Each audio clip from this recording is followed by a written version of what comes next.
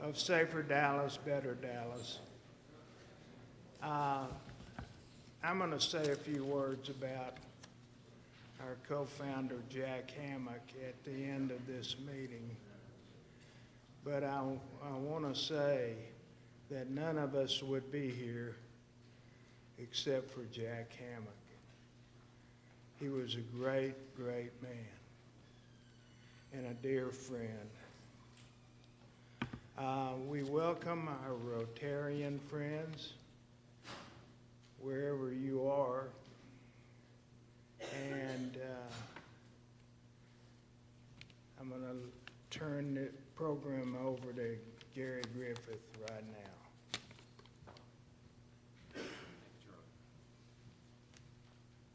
Well, I want to add my welcome to each of you for being here, to Chairman Terrell's welcome, and I also want to just acknowledge some new steering committee members. This is our steering committee meeting today, and we have we think, an important agenda to share with you. But let me acknowledge our new steering committee people since our last meeting: Renee Barrera, Dottie Griffith, Michael Morris, Edna Pemberton, Stephen Penner, Greg Wood, Christine Woodard. Thank you so much for stepping forward and joining the other 120 members of our steering committee that are dedicated to supporting public safety in Dallas, and particularly working closely with our Dallas Police Department.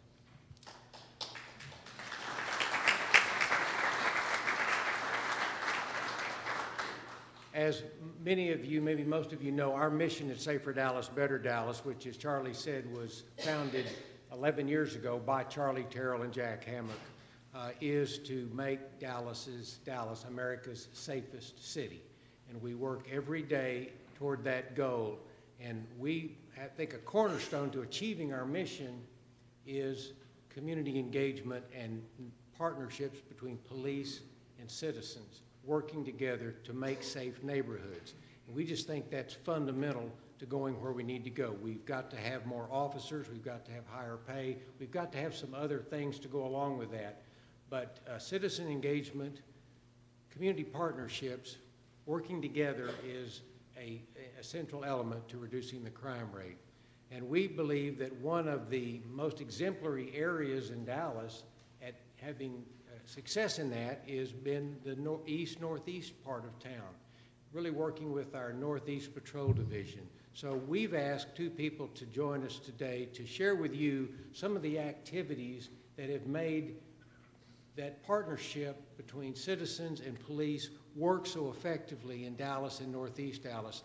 I'm going to invite Nancy Wilson, who's a volunteer and in real estate, and has worked hard with our White Rock partnership to connect and work with the police, as well as Officer Mervyn Smith from the Northeast Patrol Division, to come forward and share with you some of the things that have made this program so successful, in hopes that other neighborhoods would pick these ideas up and go with them as well. So, Nancy, Mervyn.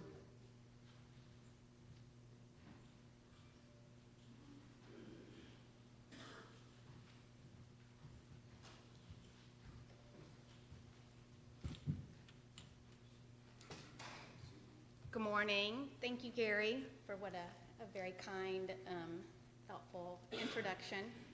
My name is Nancy Wilson, and I am with the White Rock Partnership, and this is Officer Mervyn Smith, and we are here.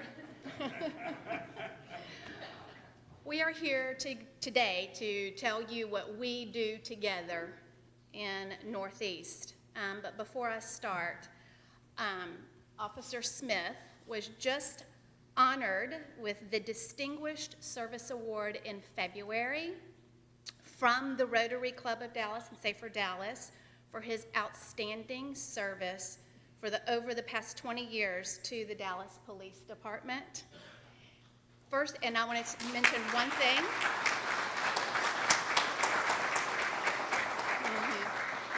He is the first ever officer to receive this award who did not have the rank of deputy chief. And I think that, number one, I am truly honored to be standing next to him today, and blessed that we have the opportunity in Northeast to work together in doing great things for our community and with the police department. And with that, Officer Smith? Wow. Think I'm about to blush. You do go first. Yes, sir. Yes, Well, sir. good morning. Glad to be here. I'm gonna tell you up front, I'm gonna do a lot of bragging in the next couple of minutes about Northeast. Just a fabulous place to work. Just want to give you some facts about Northeast, not what I think or what I've heard. Give you an idea. Northeast has, about some of our programs, we have over 200 neighborhood crime watch groups in Northeast. 200 within our Northeast division. We have over 300 apartment complexes in Northeast. And they're very active in what we do as far as our partnerships with the neighborhoods. Since we have so many apartments in Northeast, as our apartments go, so does our crime in many instances. If you look at some of the different trends, 600 members, active members and volunteers in patrol, 600. I mean, that just tells you a lot about our interactiveness with the neighborhoods and with our businesses and things to that effect. 43 VIP groups, 43.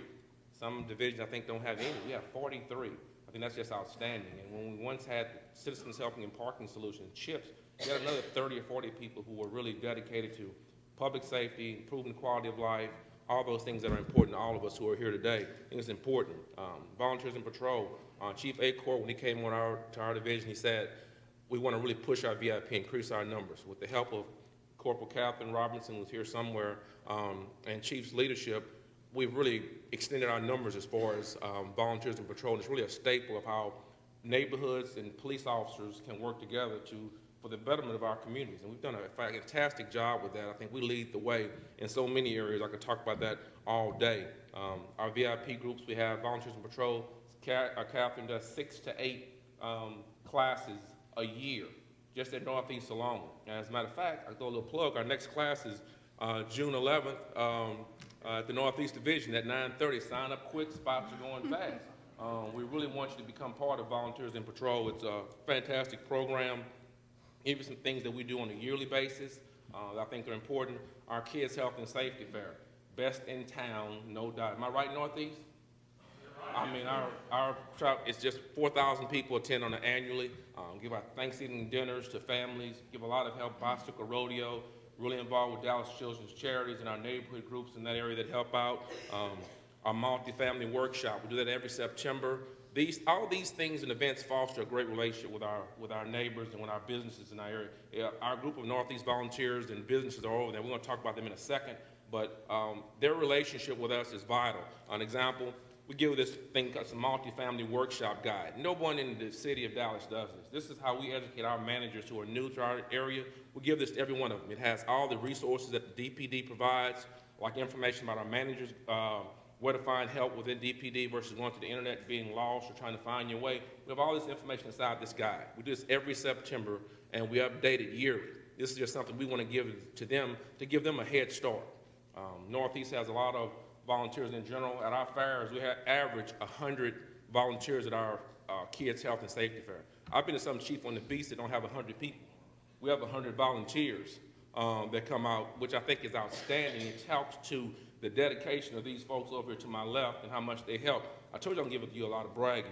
Our wellness and safety brunch, Darryl Wood, where you, Darryl, in the green shirt, one of our VIP leaders, started our wellness and safety brunch. It's our way of combining safety and wellness together, saying, hey, you can stay safe and improve your health by working with the police department, some of our volunteer program. What a concept, police and citizens working together. You know, what a great concept and way of doing things, and again, improving the quality of life. I want to mention our Forest Ardilla Festival coming up May 21st. Chief Acor decided, hey, we want to do something in that area that's one of our high tag areas, a lot of crime in that area. We're bringing resources to those folks on May 21st. I want all of you to take part in that, get the word out. We're doing something new. We're doing a Forest Ardilla Idol. We don't care who wins. It's all about getting folks out there who need the help there. We got businesses coming out that day that are hiring. Every business that shows up, listen to me, every business that's hiring that's coming out that day has to be hiring, not taking applications. And we're bringing it to that corner at Forest Ardilla. And it's because of some of these folks over here, their monies and time, they're going to make that happen. We're doing the job fair. We're bringing community resources to them. Local colleges, they're going to have their admissions department on site. Financial aid people on site. First person in my household to go to college. Didn't have a clue about college. It was daunting to me and lots of others. We're bringing these folks to that corner to say, hey, if you want to go to college, learn a trade, we'll bring it to you. This is all because of these folks to my left who make it happen. Northeast has been blessed. We've had great chiefs the last 5 to 10 years, and we have great supervisors. Sergeant Jones has been our supervisor for the last 5 or 6 years. He gets it. Our chiefs at Northeast get it. If the people at your divisions and the community folks don't have a good relationship and don't get that, how important our relationship is, you never succeed. We have a roster of over 1,000 people involved in Crime Watch in Northeast. If you come to Northeast, and I'll show you, it's a roster of over 1,000 people. We made a call to some of these people several days ago. We got 25, 30 people that showed up this morning. Some of these people work, but their dedication to us, White Rock Partners, you know, the things these folks do for us, it's not impossible to do, but before I end, I want to say this here. Lieutenant Crawford, where are you? Sergeant Crawford was the Crime Watch person in our Northeast, our crime prevention, when you had crime prevention at the division. And a lot of y'all know Tony Crawford. He is really the person that started all this, the fairs and things like that, the roster of Crime Watch groups and things like that. He's the one that started it. He doesn't get enough credit. We're just kind of the ones who are here maintaining it. But a lot of this was started by him and Ron Carpenter. Ron is retired, but you have to remember where you come from and how you got started. We try to stick to a lot of things that he was doing. We just try to expand it. But it's important. Our relationship with these folks are just outstanding. I want to tell you about coming up May 26th. We have a faith-based workshop Mitch Gatson is putting on, bringing the churches together to talk about active shooters, how to work better with the police department, what services we offer, so they're aware. These are the things we do. We met 2 months ago at Chief A Court. We have 7 major events at Northeast. Not 100, 200 people. We're talking about over 1,000 individuals will attend our events. Nobody in the city of Dallas does it like Northeast. And if you can give me an opportunity, I want all my Northeast people stand up. We want to recognize you guys. I want you to give these folks a hand, folks.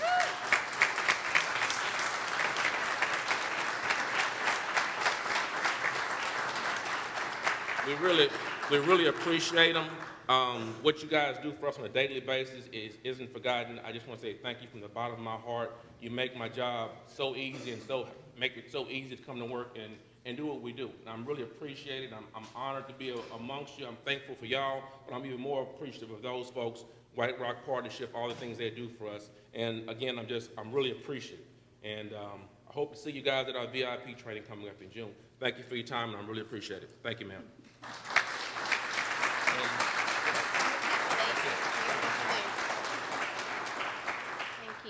Thank you, Officer Smith. We are truly blessed to have him at Northeast. And like he said,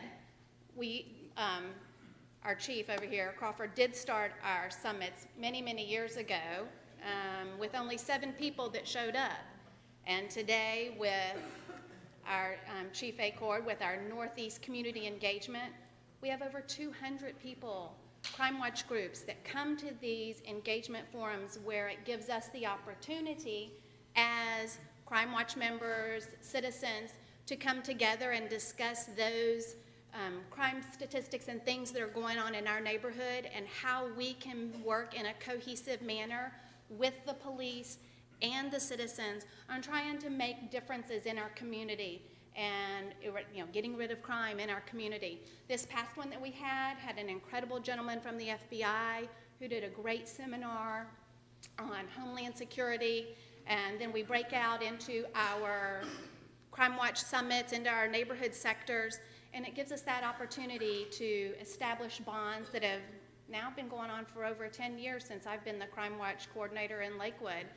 And we tend to, share ideas and what's going on in our neighborhood. And I encourage other parts of the city and Crime Watch groups to get together and share what's going on. Because when you can work together with your neighborhood and your ones next door to you, on the other side of the street, if you will, and you can share what's going on, you're ahead of the crime. And you work with your police officers and you let them know what's going on. But that's what we do at Northeast. And as a member of White Rock Partnership, we are a group that is nonpartisan, that in our East Dallas neighborhood, we are a group of just 30 business leaders, civic leaders, apartment managers, who all come together for the community to do exactly that, which is to build our community, to work with the police department, to work on parks. We do things with Fair Park. We have our dog park trail, our White Rock trails. But we all come together as a group to do exactly what we all want to do, and that is to build bonds and to work together with our community and our police officers to make our area a safe environment for our kids and all of our citizens in Dallas. One of our programs, and you can see as both Officer Smith and I are talking, there's some slides that are going on behind us. And one of those programs that we put on at Northeast, which we would love to go throughout the entire city and do this, is called a Women in Protection, Women and Girls. It's personal protection for women and girls. And this program came to be, if you will, years ago with an officer for Dallas Police Department. His name was Rex Post, and I will refer to him as the Warrior. He has since passed away, but he worked part of our extended neighborhood patrol in Lakewood. And he came to me one day and said, Nancy, I think we have a real need to come up with something for our women and our girls to teach them how to get out of situations. And that's exactly what we did. We put together a program. We had over 200 women, girls, and men come to this forum and learn and share things that have happened to them, but what they can do to protect themselves and keep themselves out of harm's way. And since that time when we've put that on, we've gone throughout the city, schools, churches, and our great churches who open up their doors and give us a place to put this on.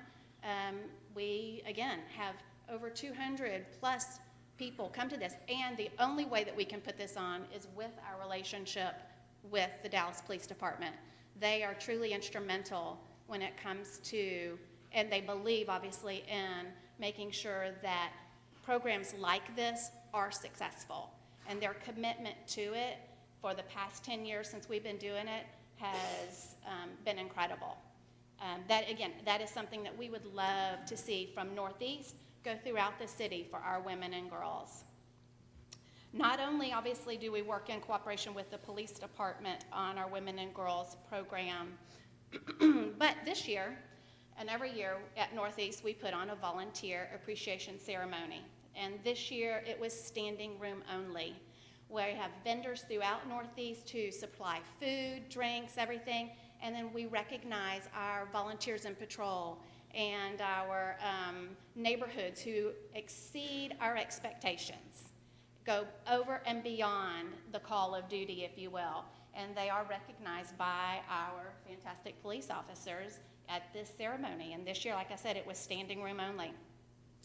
One of our goals this year for the White Rock Partnership is to recognize our first responders and our military. And we plan on doing that this year at Flagpole Hill with flags that will be purchased by individuals. If you would like to recognize somebody, that is our goal coming for 2016 and 2017. And lastly, speaking obviously with that and our goals, next month, May, is Police Appreciation Month.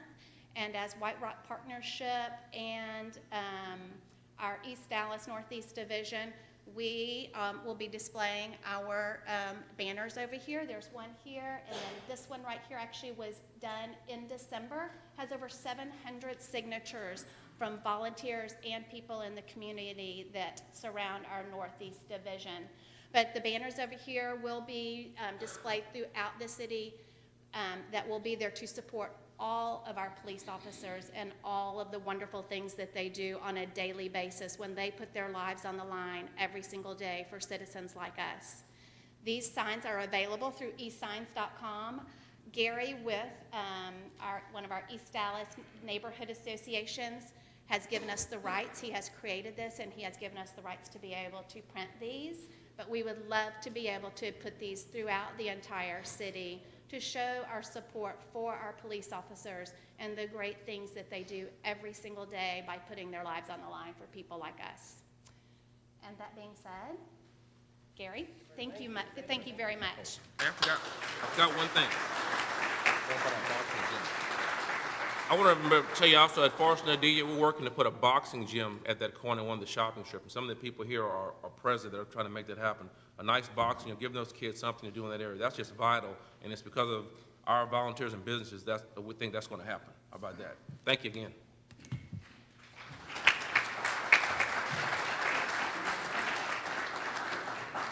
Thank you, Nancy. Thank you, Bervin. Chief, I didn't want to say this, but Bervin gave your speech earlier, so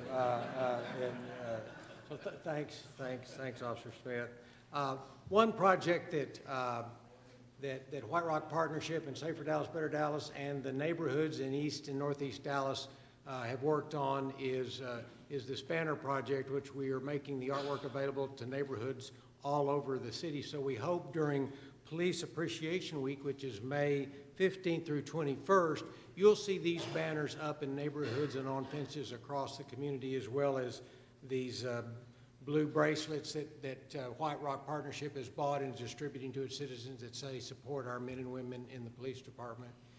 And one special effort that has been undertaken by Gloria Tarpley, who is the chair of the City Plan Commission and also lives in East Dallas, working with Donna Mason and others and David Pittman, is to, during Police Appreciation Week, get some special thank you out to our officers. So 4 or 5 of our downtown buildings are going to be illuminated in blue on May 19th, the evening of May 19th. Bank of America, the Omni Hotel, the Hunt Oil Building, the Hyatt Reunion Ball, and the Chase Building will be in blue to say from everybody in Dallas, thank you, men and women in the police department, for the job you do. So we'll look forward to that.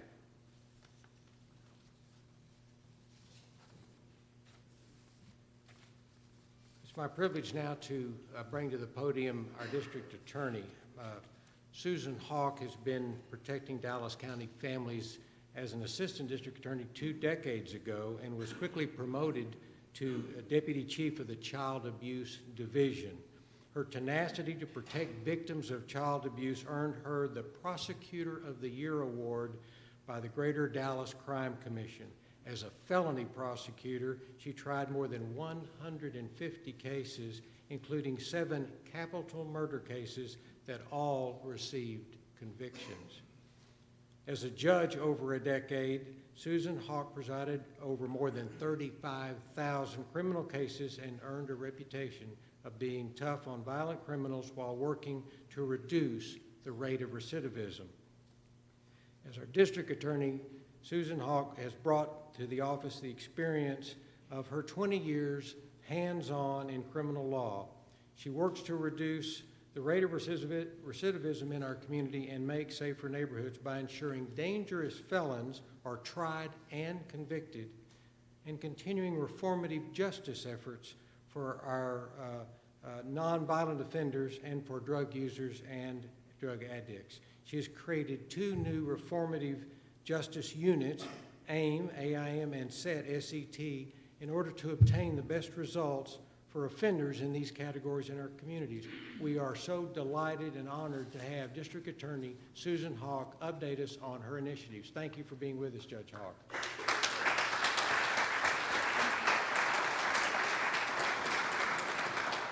Good morning, and I want to thank Safer Dallas, Better Dallas for allowing us to be here today, for inviting the District Attorney's Office so we can come and talk to you and share with the community what we've been doing. And we are looking forward to our partnership and working with different organizations to strengthen our community.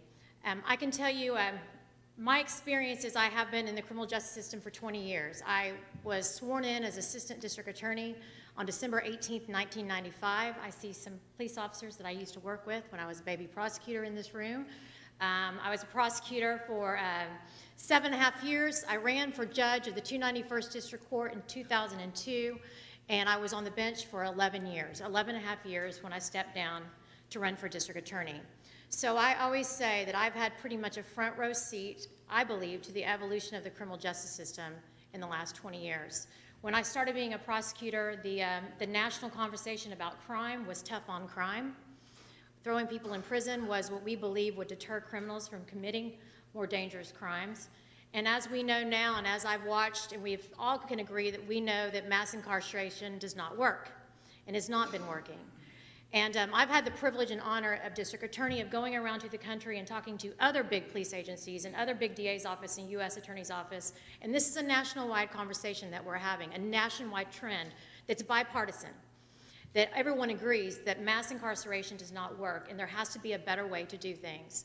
It's one of the very reasons why I stepped down and ran for district attorney, because I saw individuals that came in front of me time and time again.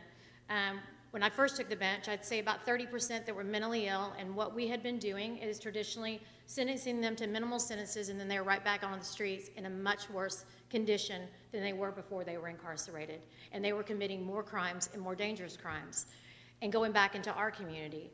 And I had the privilege to preside over a mental health diversion program as a judge, aside from my regular job, and I watched day in and day out folks that would traditionally, would have put in the penitentiary, walk out of my courtroom with families that they had reconnected with after 20 years, with a GED, with a job, going back to college, walking out into the community and becoming successful members of the community that you live in right now.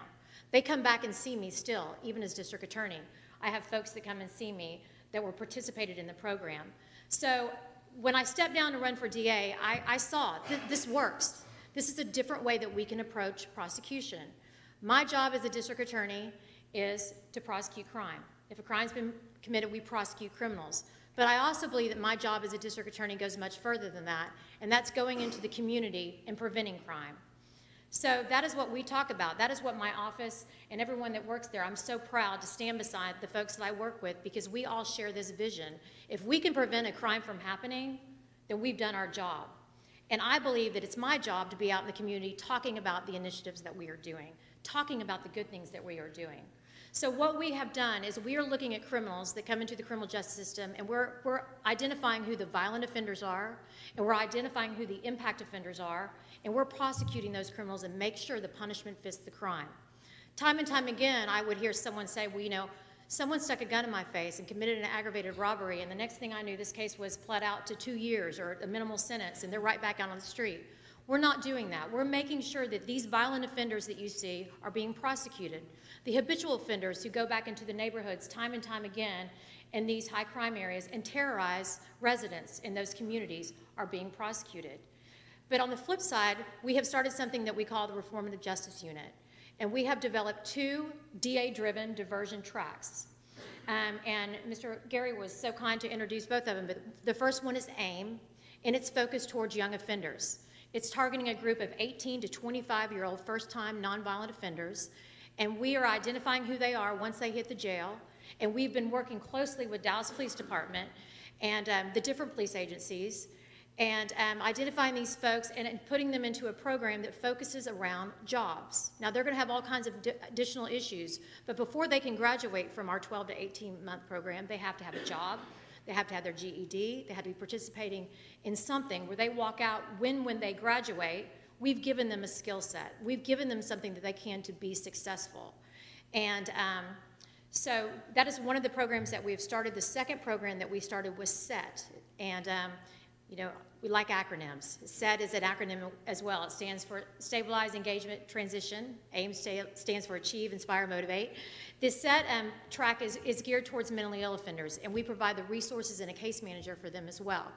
But in order for someone to participate in these programs, we have a whole team that's in place that is assessing them. Because first and foremost, the most important thing I believe that we have to do is make sure your community is safe. And before we will allow folks to be into these programs, we have a full-time assessment, we have a full assessment and process in place. Now, the thing that is, I think is special about these programs, what we're doing on our side, because it not only goes to crime prevention, but if these individuals participate and are successful and they graduate, we're dismissing their case, but we're also expunging it. And I think when you look at that, we're expunging it from their record. When you look at that, these are folks now that have a skill set, that have something in place that can go back into our community where we all live and be productive members. And I saw it time and time again. I think the data shows that as well as when we're looking at alternative sentencing. But I want to, at this time, because I talk about our reform of justice, I talk about the diversion side of things, but I also know I want everyone in this room to understand that we know that there are certain individuals that are dangerous, and they belong in the penitentiary, and we're prosecuting those types of crimes. You know, I had the privilege of trying my first case in 13 years where an individual had stabbed his girlfriend 39 times, and he got a life sentence. That was someone who deserved a life sentence. So with me, I'd like to introduce, we have something that we have started, which is called the Community Response Team. And these are 3 dedicated prosecutors that are dedicated to prosecuting these impact offenders that that I just mentioned recently. And I want to say thank you to Chief Brown. He's been so extremely supportive. We communicate and make sure that we're talking, that the Dallas Police Department understands that we are here to support you. One of the first things I did when I took office was met with all the different police chiefs, served them breakfast, served them food, people came, and talked to all the different police chiefs about what's the one thing we can do to work together. And the first thing I heard was communication. We had our second breakfast the last month or so, where we updated where we've been, what have we done in a year. And I was really proud to see how we had been communicating and how well we were all working together. So the community response team is 3 dedicated prosecutors. They are here today, and I would like to introduce them. Also, their chief and my communications director, my investigator. We have Mike Ortiz. Brittany Dunn is our communications director. Then Patrick Herlin is the chief of the community response team. With Jamie Bagnall, Andrew Ignostis, and John McMillan. And these prosecutors, what they're doing is, these are the folks that you hear about. These are where we need your help with the Dallas Police Department to call us and let us know that these are impact offenders. These are ones that you're seeing time and time again, you're bad actors, and we make sure that we're prosecuting those cases and make sure they're not going right back out into the community and terrorizing certain victims, because I heard that time and time again. So with that, Jamie had a few stats that he wanted to show the success of our unit. With your permission, Gary, can you come up up, Gary? And thank you very much.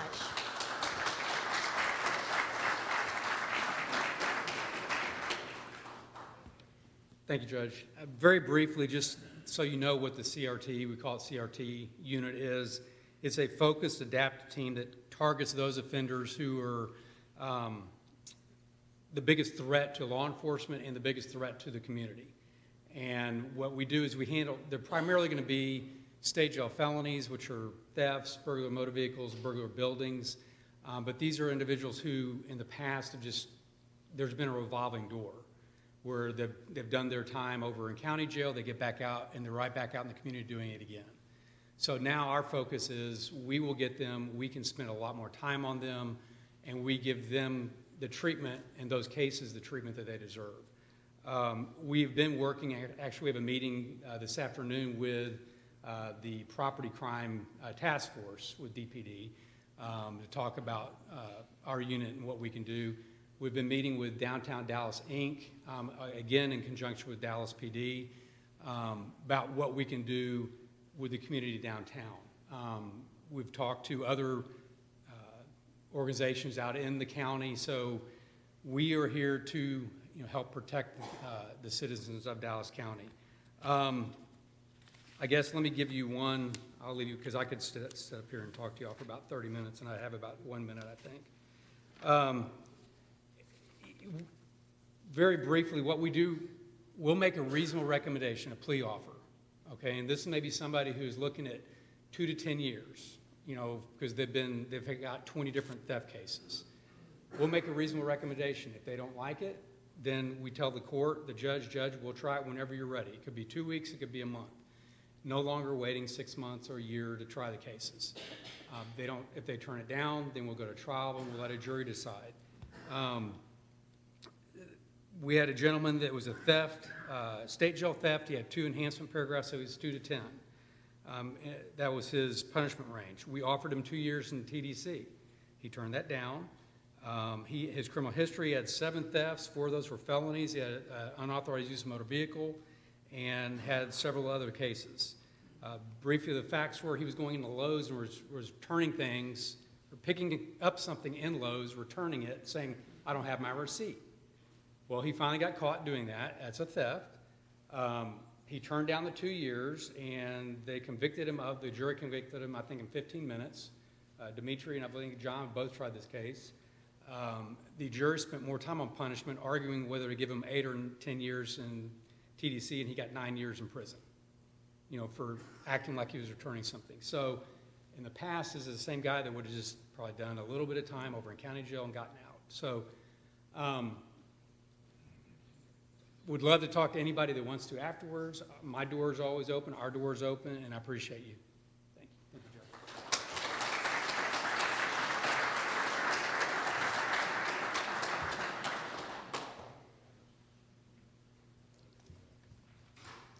We're going to have a very exciting new project at Safer Dallas, and I'm here to introduce the officer who is going to tell us about it, and that's Deputy Chief Jeff Kotner. Now, he's currently the commander of the training division, but in his 34 years of service, he's done virtually everything in the department, especially the dangerous stuff. Narcotics, homicide, internal affairs, sex assaults, and also has represented our department in statewide and nationwide issues.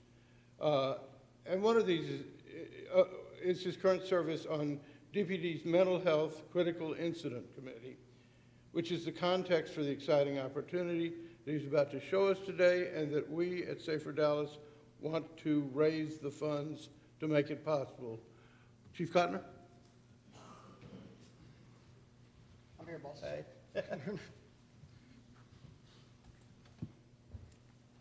Morning, everyone. First, I'm going to brag on my department. Bourbon Smith was bragging on Northeast. I'm going to brag on the Dallas Police Department. In the law enforcement community, there's been a lot of discussion over the last couple of years about use of force. I can tell you that our agency has been a leader, not only in our city, our community, our state, but nationally as well. And we began adopting many of these ideas and principles in our training 3 years ago about time, distance, and cover, so that as a Dallas police officer, we all value the preservation of life, the sanctity of life. That's a guiding principle for our organization. We also are committed to the safety of our officers.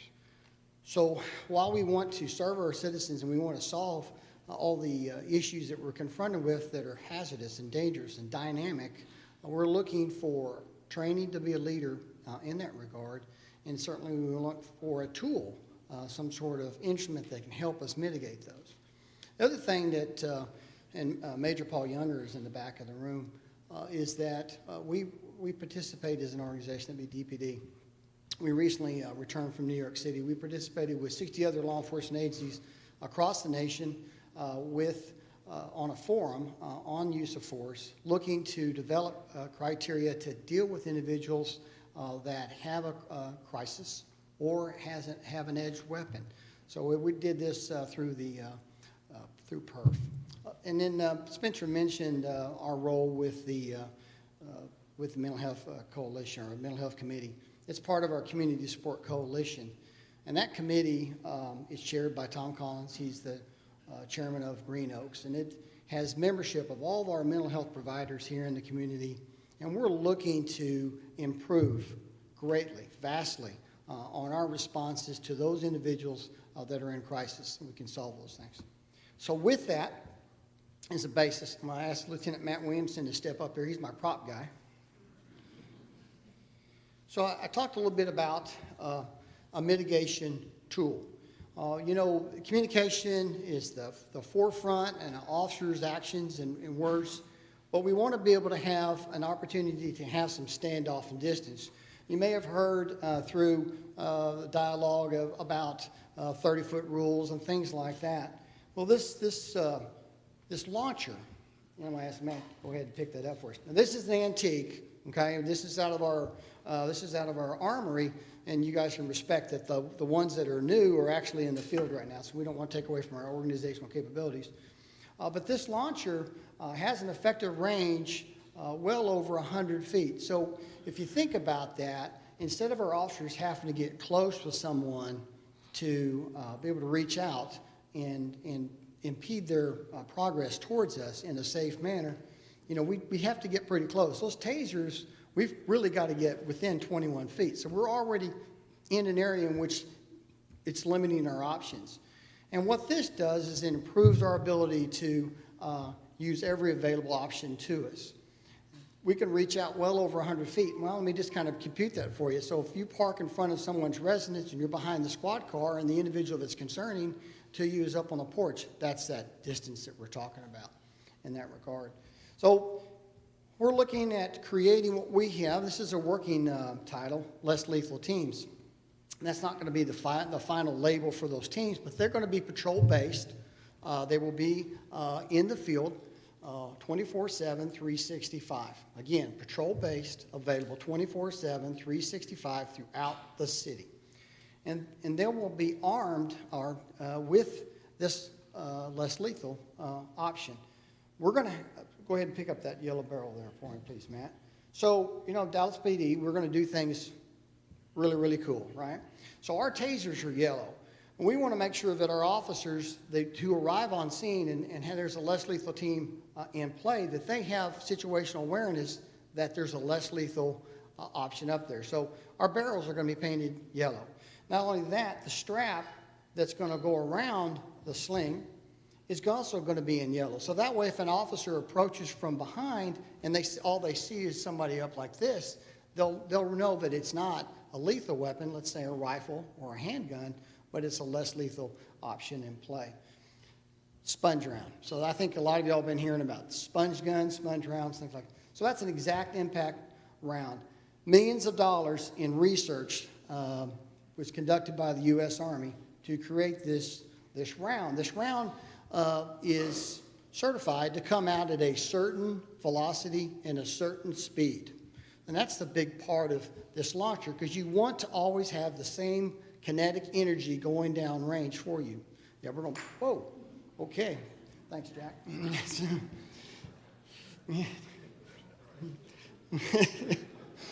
It worked out. So we're going to pass those around. But the tip, obviously the casing, the silver part will stay inside the launcher, and then what will go down range will be the black part and then that blue-colored sponge. And I talked about kinetic energy. Let's envision, and I love baseball, so everybody in the room that knows me real well knows that I'm just a baseball guy. So you're watching baseball, and a batter gets hit with a 95-mile-an-hour fastball, okay? If they're struck up in an arm or something like that, many times the batter will just kind of cringe and stay in the box, right? But if they get hit in a soft part, you know, back here in the kidney, or they're hitting their abdomen, or they're even hit like in their hip, and they go down. All right, that's exactly what we're looking for.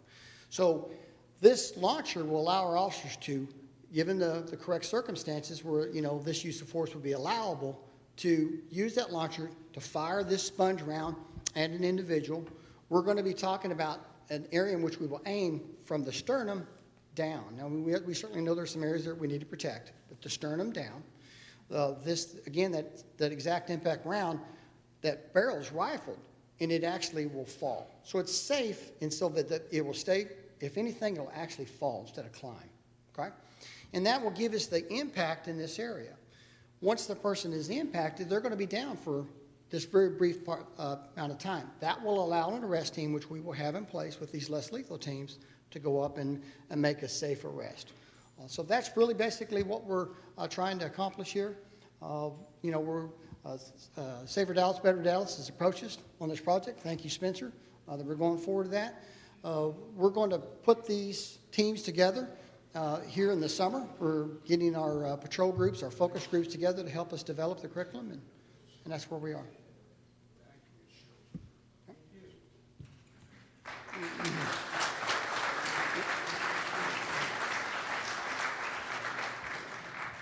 Safer Dallas knows this is a top priority for the police department, and it's important to the citizens. It saves lives, it reduces injuries. So we're launching today a campaign to help purchase the initial groups of launchers, ammunition and training so that we can get them in the hands of the first responders as soon as possible, and then ask the city council to come behind us in the budget that starts in October and fund the amount that the chief needs to get in the field. But we're, as of today, starting a $225,000 campaign to raise funds, and you can go to SaferDallas.com and make a donation. Every dime that goes into the website will go toward this project, and or you can mail us a check. But this is a way that we can respond quickly to an important need, an important tool for our officers, and get it helping citizens today. Charlie, you want to introduce Greg Wood, or would you like for? Oh, you can. Okay. It's a privilege to bring up Greg Wood to the podium. Greg is the chairman of the golf tournament that Rotary puts on, and he's got an announcement to make. Greg? Good morning. As Gary said, my name is Greg Wood. I'm a member of the Rotary Club of Dallas, and it's my privilege today to announce, as chairman of the Golf Tournament Committee for the Rotary Club of Dallas, the second annual Dallas Rotary Club Foundation Golf Tournament. The tournament will be held on Monday, September the 12th in the afternoon at 1 o'clock shotgun start. And again this year will benefit both Safer Dallas, Better Dallas, as well as the Dallas Rotary Club Foundation. We just recently presented Safer Dallas, Better Dallas a check from last year's tournament for just over $16,000. And our goal this year is to certainly beat that. But it won't be possible at all without sponsorships. We have a little sponsorship package. If you're interested, we're looking for like-minded companies and individuals that want to help make Dallas a safer place to live, to sponsor our tournament, as well as be golfers to come out and play golf. So what I want you to do is go hone your game this summer. Last year, Chief Brown's team won by a landslide, and we need people to come out and be ready to beat him this year.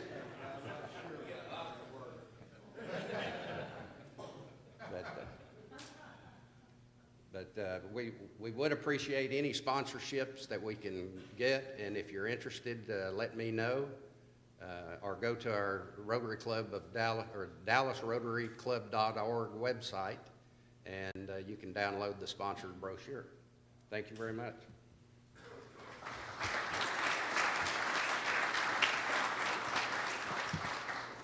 And Chief, we're going to bring you to the podium for remarks, but as you make your way, I'm going to ask John Forrest to come up, because I know one of the things that you're going to talk about, I think, is the Let's Talk program.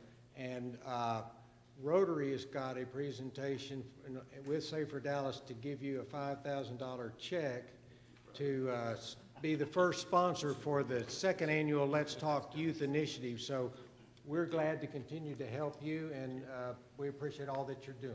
Thank you so much.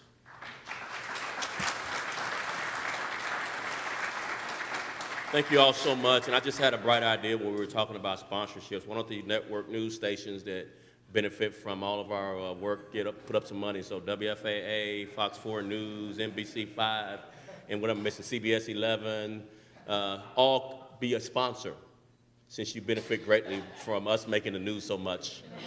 So I'm challenging you all to be sponsors of the golf tournament. And don't forget the Dallas Morning News.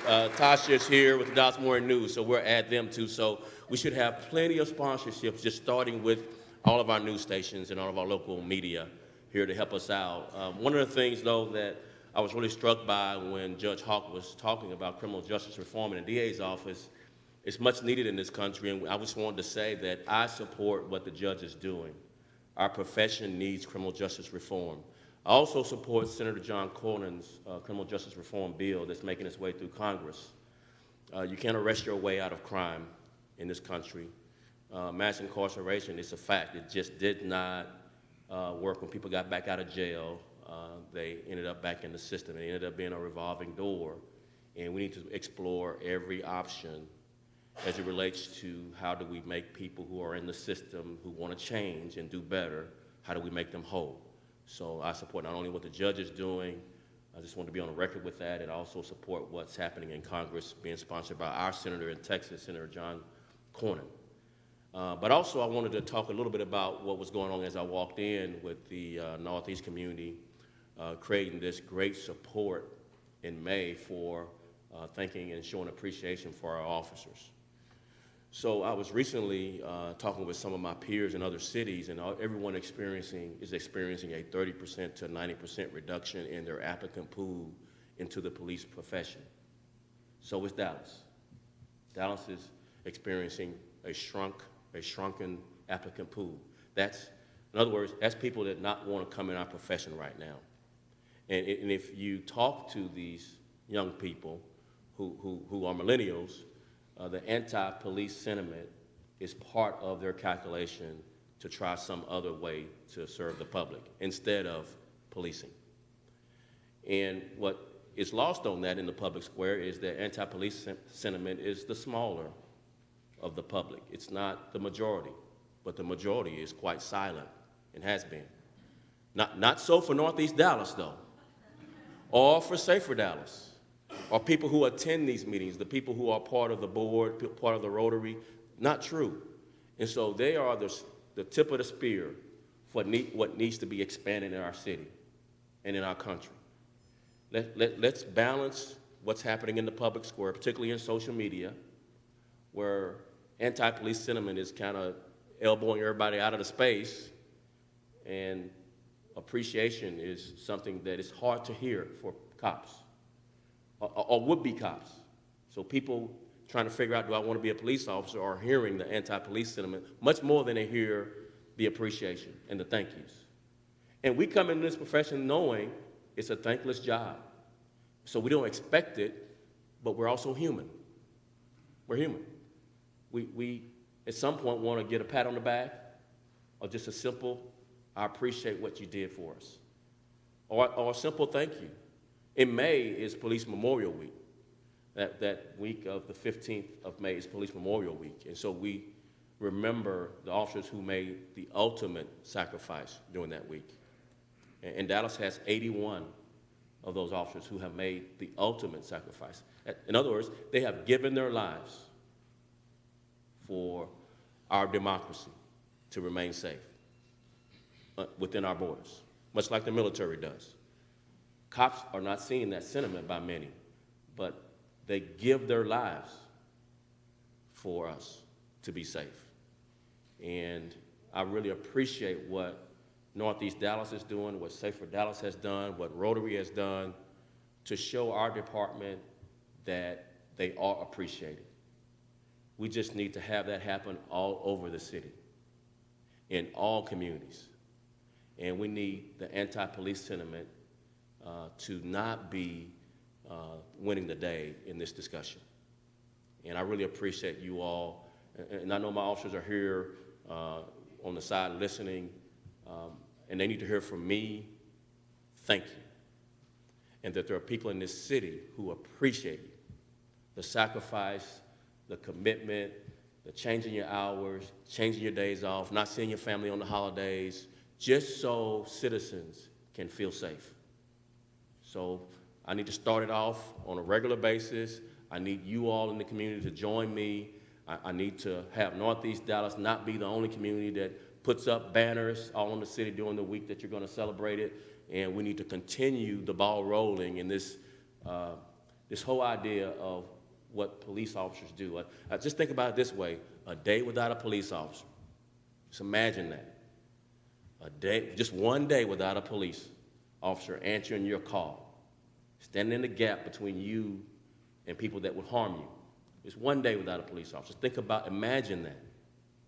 And then you'll see the need for these thank yous and these appreciations. So thank you for the $5,000. It'll be well spent. Thank you for the golf tournament. Thank you for all the things you have done for us for many years, Safer Dallas. You all are, just side by side with us. At some point, we got to deputize you all because you are just doing great work for this city, supporting public safety. So Gary, Charlie, thank you so much for everything you're doing. And I know we're about to talk about Jack Hammock and his son, But I just wanted to say to the Hammock family, we miss Jack. He was a staunch supporter. We thank you and your family for everything that you've done for this department and lending us Jack for the time we had him. He'll be missed, and we really appreciate your being here. Thank you so much.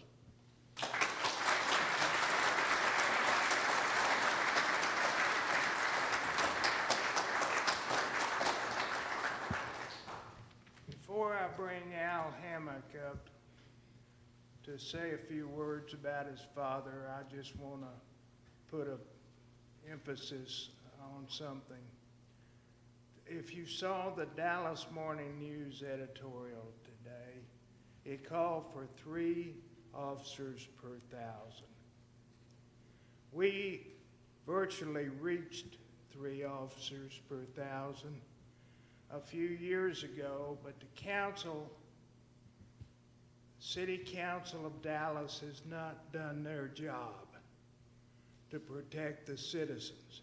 The first function of government is to protect the lives and property of its citizens. They have failed.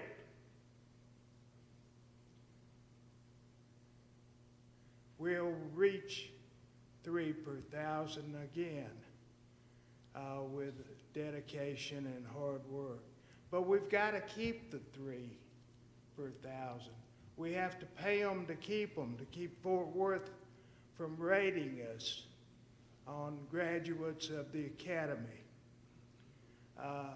We've got, if you know a city council member, you need to get on their back right now.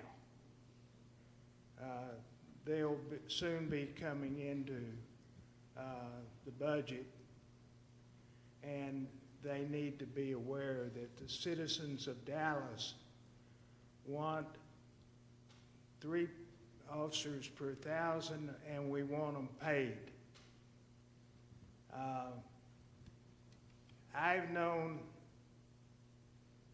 this gentleman since he was in high school. He and my son were teammates at Highland Park. I didn't know his father well till the day he walked in my office at 82 years old and said, "We need to make Dallas the safest city in America," and proceeded to do that. Jack Hammock was a wonderful friend. I miss him very much. I loved him. He was the epitome of a citizen.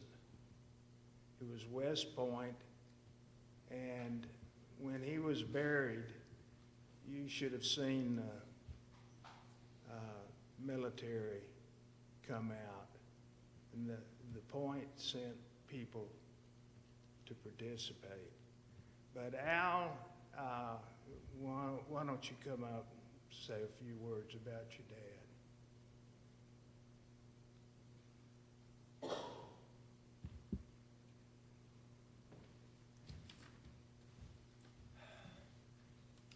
Thank you, Charlie. As I was sitting out in the audience today, I either felt the hand of God or my Father's hand reaching down from heaven, ringing my ear saying, "Keep it short." With the cameras on, I know it's going to be really short. But with that, I want everyone to know how much my father appreciated Charlie Terrell. The number of times we'd sit around the dinner table and he would tell me about what a hard charger you were and how proud he was of you, that he could entrust things to you and work with you to get things done for the Dallas Police Department. Chief Brown, you know how much he loved you.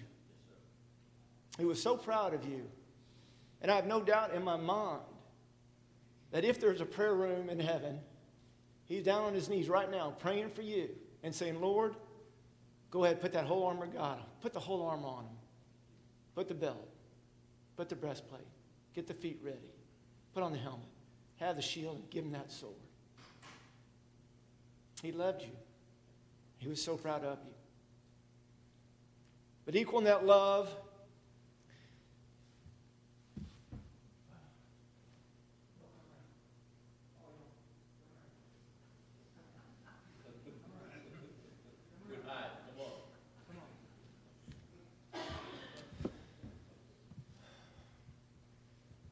so many people go through life, and this is my father talking, this is not me.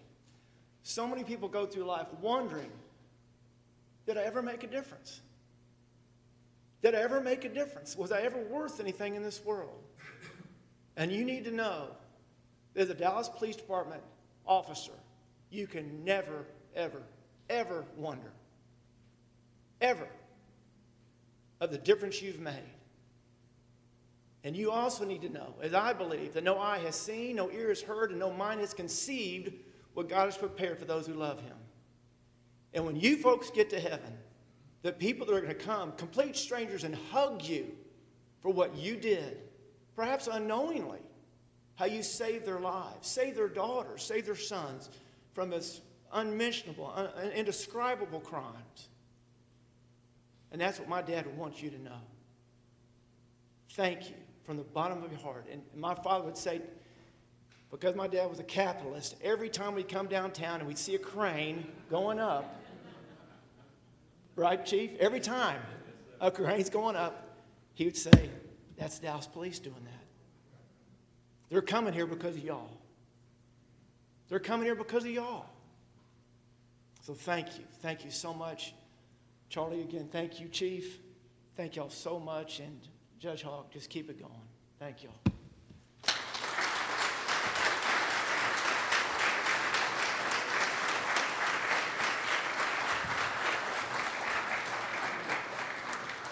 Thank you, Al. I have to admit, when Jack Hammer came into my office and said he wanted to make Dallas safer, I didn't know where to go with that idea. We visited with hundreds of people before starting Safer Dallas. And I'd say it's been a success because Jack Hammock was there. As you leave, I hope you'll remember the Morning News editorial today. We need 3 cops per 1,000 of population. David can't do his job if we don't have enough cops.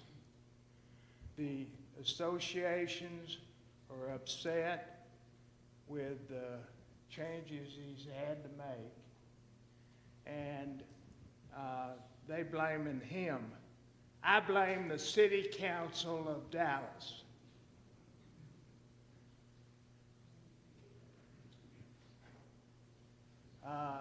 That's the only way we're going to get 3 per 1,000.